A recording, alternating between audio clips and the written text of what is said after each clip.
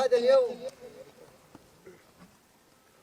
بالحزن والمآسي.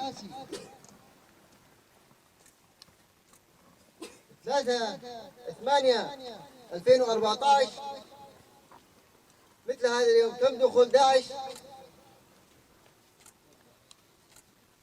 إلى مناطق شنقال وكافة العراق.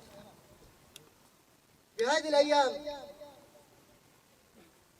مثل ما رأينا مثل تنظيم داعش الإرهابي الذي دخل إلى مناطق شنقال وغيرها من المناطق، وتمت الإبادات الجماعية على يد هؤلاء المجاميع الإرهابية الذي أرادوا أن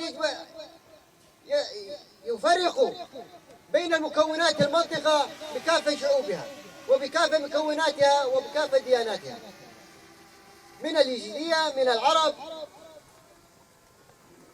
من الشيعة، من التركمان المتواجدين في قاطع شنقال.